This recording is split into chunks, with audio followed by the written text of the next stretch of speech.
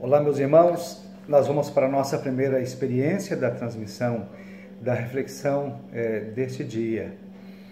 Eu espero que você esteja bem, com família, vocês juntos, desfrutando da comunhão com Jesus. Hoje eu quero compartilhar com vocês uma palavra que dá uma direção interessante para pensarmos sobre a função da igreja e nós como igreja, se deixamos de ser igreja ou não. Eu separei o texto que está no livro de Mateus, no Evangelho de Mateus, no capítulo 12, e eu vou ler a partir do verso 1 até o verso 8. Você pode acompanhar abrindo a sua Bíblia. O texto diz assim: Naquela ocasião, Jesus passou pelas lavouras de cereal no sábado. Seus discípulos estavam com fome e começaram a colher espigas para comê-las. Os fariseus, vendo aquilo, lhe disseram: Olha, os teus discípulos estão fazendo o que não é permitido no sábado. Ele respondeu: Vocês não leram o que fez Davi quando ele e seus companheiros estavam com fome? Ele entrou na casa de Deus e, juntamente com seus companheiros, comeu os pães da proposição, o que não lhes era permitido fazer, mas apenas aos sacerdotes. Ou vocês não leram na lei que, no sábado, os sacerdotes no templo profanavam esse dia e, contudo, ficaram sem culpa? Eu lhes digo que aqui está o que é maior do que o templo. Eu friso o verso 6. Eu lhes digo que aqui está o que é maior que o templo. Verso 7. Se vocês soubessem o que significa essas palavras, desejo misericórdia e não sacrifícios, não teriam condenado inocentes. Pois o Filho do Homem é Senhor do sábado. Saindo daquele lugar, dirigiu-se à sinagoga deles. Nesse texto, eu quero observar com os irmãos que Jesus é maior que o sábado, ele é maior que os lugares sagrados, Jesus é maior que os ritos religiosos, Jesus é maior que a religião em si. Frequentar uma igreja, especificamente, não é suficiente para fazer de alguém um cristão. Ou estar num templo não é suficiente para nos fazer estar perto de Deus. É possível que alguém esteja no templo e ao mesmo tempo esteja distante de Jesus. Estar no templo por muito tempo não nos fará cristãos. Você pode até levar para o templo uma cama. Você pode levar para o templo um fogão, os utensílios necessários para que você more ali.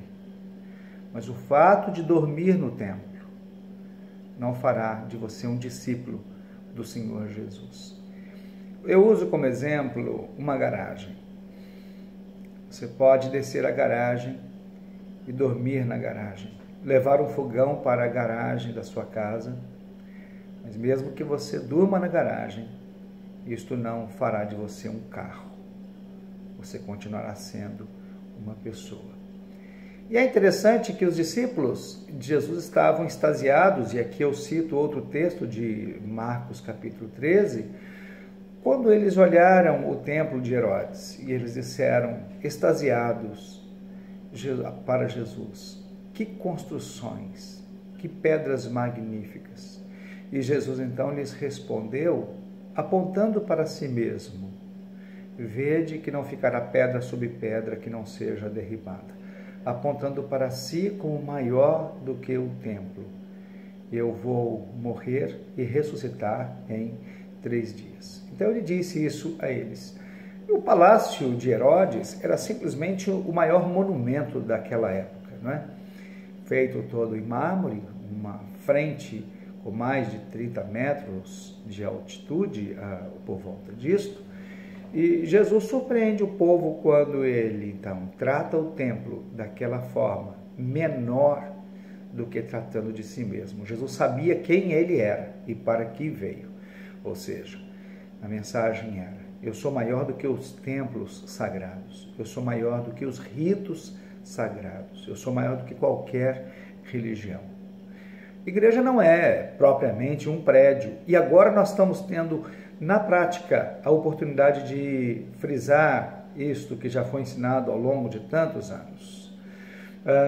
A palavra que nós conhecemos do Novo Testamento, que traduz para a igreja, é a palavra eclesia ou eclésia, a preposição ek, que significa de fora, e o verbo kalel, que é chamar para fora, os chamados para fora. Ou seja, no sentido literal, a igreja, ela não tem o entendimento de algo preso, cercado. O entendimento desta palavra é: nós somos chamados para fora da contaminação do mundo, para fora da corrupção no pecado. Nós somos chamados para fora, para viver de maneira diferente que agrade a Deus. Esse é o sentido. Então, a Bíblia ensina que a igreja, ela é a noiva. Então, noiva não pode ser um prédio. A noiva de Cristo, e ele virá buscar a sua noiva. A Bíblia ensina que a igreja, ela não é prédio, mas ela é uma construção. E nós somos as pedras vivas que o Senhor Jesus usa para a construção do templo, da casa espiritual. Não é contrassenso, de maneira alguma. Igreja, ele aponta para nós, pessoas, não é? E o próprio Jesus é o alicerce desta igreja. Ele é o fundamento da igreja. No livro de Atos vemos, então, dizendo que a doutrina dos apóstolos é o fundamento das igrejas. E os apóstolos foram doutrinados em Jesus. Jesus é a pedra angular. A pedra angular é o que dá equilíbrio e sustentação para a edificação. Como pedras vivas que somos nós, Jesus nos constrói igreja. Então, como igreja, nós precisamos ir além das paredes de Jesus. É preciso que nós ultrapassemos o bom discurso e saiamos dos jargões religiosos para a prática de ser igreja. Então, no texto de Mateus 12 que lemos, Jesus nos mostra então que ele é maior do que o sábado e mostra que ele é maior do que o domingo. Nós podíamos dizer assim, nós que separamos o domingo para servir ao Senhor. Então, as pessoas que estavam colhendo as espigas no sábado, sob os olhos de Jesus, elas não estavam em pecado, de maneira alguma. E Jesus é maior que o templo. Eu amo estar no templo com os irmãos. Estar no templo é bom, aquele ajuntamento que torna a igreja viva. Os membros do corpo se ajuntam e como igreja nós podemos então trabalhar a parte social, ajudar uns aos outros, olhar para o bairro, olhar para dentro das paredes e ver aqueles que internamente estão necessitados. Como igreja nós aquecemos um ao outro, temos sempre uma palavra de impulso espiritual positiva, uma palavra motivacional bíblica espiritual. A igreja proporciona, o templo proporciona à igreja a possibilidade também da comunhão, de estar um próximo ao outro. Uma igreja, como templo, é composta pelos salvos, mas Jesus é maior do que o templo e Jesus é Senhor da igreja. Jesus é maior que o batismo. Veja que o batismo é a ordem de Jesus para aqueles que receberam, compreenderam Jesus como Senhor e Salvador e então se submetem à imersão nas águas, são batizadas. Essas pessoas que receberam a Jesus foram seladas pelo Espírito Santo de Deus e como prova de que são novas criaturas, então elas se submetem ao batismo. Contudo, o batismo não salva. Quem salva é o próprio Jesus. O batismo é a confirmação de uma decisão pública tomada e muito importante para a vida, e decisão esta que nos transporta para uma outra vida, para a vida com o Senhor Jesus.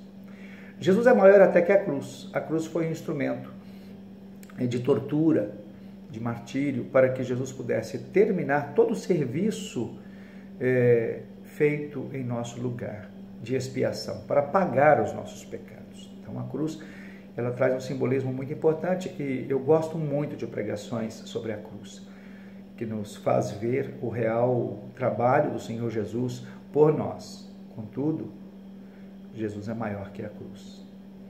Ele sobressaiu a cruz. Ele ressuscitou ao terceiro dia. Foi Jesus quem nos salvou. Jesus é maior que a Bíblia. As Escrituras revelam a vinda de Jesus, do Messias, desde o Antigo Testamento. E no Novo Testamento, ela vai se completando com a própria figura do Senhor Jesus.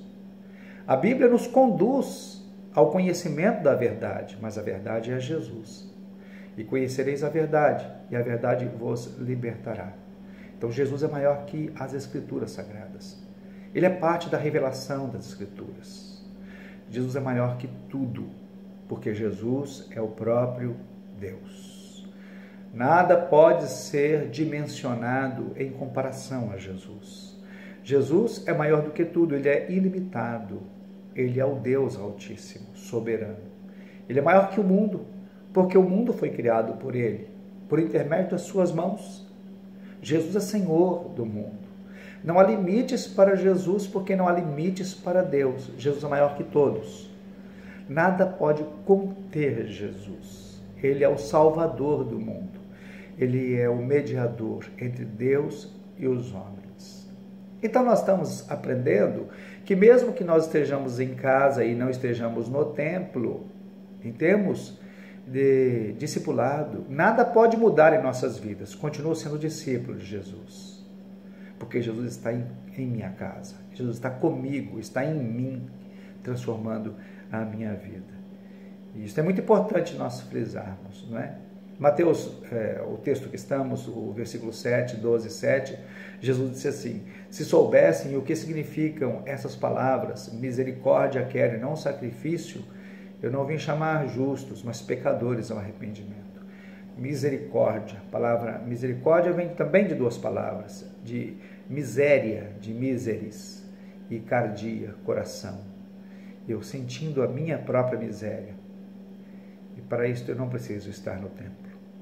Olhando as pessoas, olhando para mim, não me sentindo superior às pessoas, mas sentindo-me um miserável, alguém carente da graça de Deus, da misericórdia de Jesus. Ah, se não fosse Jesus em minha vida. Ah, se não fosse Jesus transformando a minha vida, esse pecador que sou, que você é. Ah, se não fosse Jesus, nós estaríamos nos piores lugares, nas piores situações. Ah, se não fosse a ação do Espírito Santo enviado por Deus por nós. Cardia. E a misericórdia na ação do coração, na direção das pessoas, vendo-as como alguém que carece da graça de Deus. Tiago disse: a religião de Deus é pura e imaculada é esta, cuidar dos órfãos e das viúvas em suas dificuldades, e não se deixar corromper pelo mundo. Que nós, como igreja, nós possamos ser aprovados nesta fase, nesse tempo, e não ficar, mesmo distantes do templo, não estarmos distantes como igreja. A igreja continua, mesmo distante do templo. O templo estará aberto às quartas-feiras, das 14 às 17. Se você quiser vir orar sem ajuntamento, individualmente você pode fazer suas contribuições. Aos domingos das 9 às 11, a mesma coisa, sem ajuntamento. Mesmo porque, como igreja, nós continuamos existindo e temos desafios sociais, precisamos atender as pessoas com alimentos, cestas básicas. A igreja tem suas obrigações financeiras. E eu convido você a um desafio de fidelidade neste tempo novo em que vivemos. Tempo diferente e que Jesus prova a nossa fidelidade. Deus abençoe. Bom estar contigo, entrar na sua casa.